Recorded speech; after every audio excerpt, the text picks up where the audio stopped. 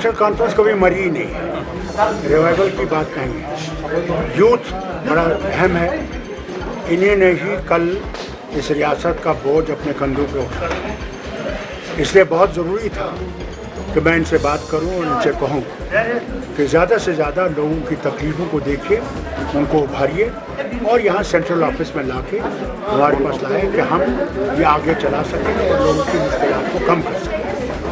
ये भी ज़रूरी है कि कल जो क्योंकि यूथ ने यहाँ की मसलों को उठाना है, उन्होंने ही MLA बनना है, MLC बनना है, इसलिए ज़रूरी है कि पंचायत से वो शुरू करें और पंचायत इलेक्शन आएंगे उसमें हमारे यूथ जो है, लड़कियां और लड़के ज़्यादा से ज़्यादा हिस्सा ले, उसके लिए इनको काम करना चाहिए आज से ही और तैयार करने चाहिए वो कैंडिडेट्स जिनमें वो सलाहियत हो कि वो लोगों के लिए अच्छा कर सकें। ये मीटिंग इसीलिए थी कि इनको हम वो बताएं कि इनको वो तैयारियां करनी चाहिए और उसी से जमात जो है मजबूत होगी और आगे काम कर सकें। शर्मा साहब नहीं कह सकते, मैं तो इसके बारे में कुछ नहीं कह सकता। मैं सिर्फ ये कह सकता हूँ कि उन्होंने बात की है, मगर बातचीत करने से ही कोई मामला हल नहीं,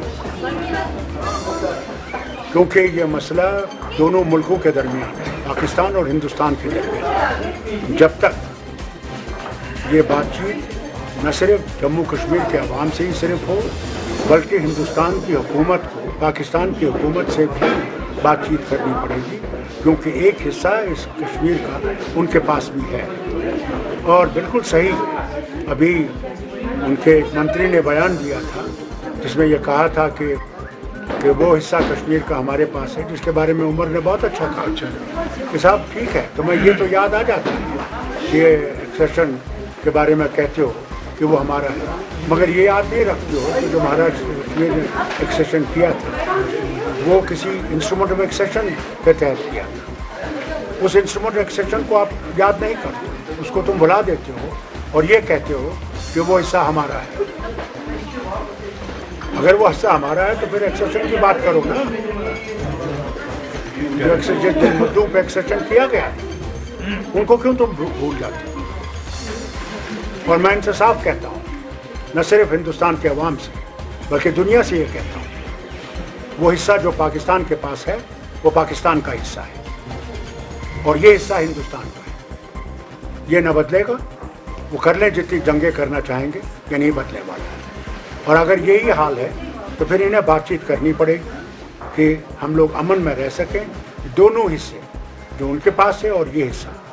उसके लिए ज़रूरी है कि उनको भी ऑटोनॉमी दी जाए और यहाँ भी ऑटोनॉमी हो।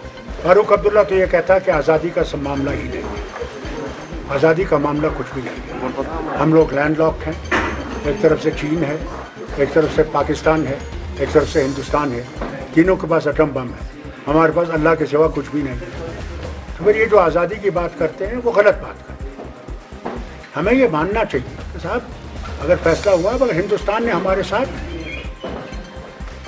सलूक अच्छा नहीं किया, उन्होंने विश्वासघात किया। हम जिस मोहब्बत से गए थे उन्होंने उस मोहब्बत को पहचाना नहीं। इसीलिए आज जो यहाँ मुसीबत है वो इसीलिए है क्योंकि उन्होंने शब खून डाला है कश्मीर के अवाम के ऊपर। हमारा हक है कि हमें वो अंदरूनी खुद मुख्तारी वापस करें, तब कहीं ना कहीं यहाँ पे अमन आए। अब हुर्रियत जाने और हुर्रियत का काम करें। फारूक अब्दुल्ला हुर्रियत में नहीं है, न मैं हुर्रियत के बारे में कुछ कह सकता हूँ। फारूक अब्दुल्ला नेशनल कॉन्फ्रेंस का सदर है, मैं नहीं जानता हुर्रियत क्या करे। फारूक अब्दुल्ला की जमात इसी पर बात करे और हमारा मौक़िफ़ यही है और ता क़यामत हमारा मौक़िफ़ यही रहेगा।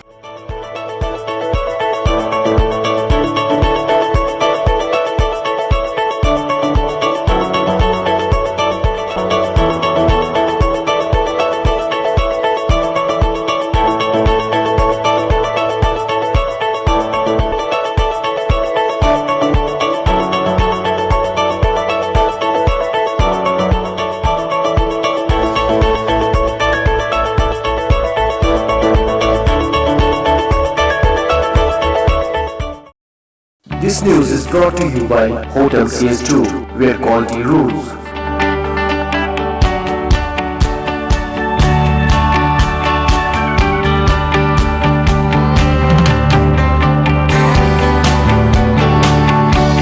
Contact Hotel CS2, Salwar Bagh, Srinagar, Kashmir. Phone number 01942468500 2468501. Reservation at Hotel CS2. Log on www.hotelcs2.com.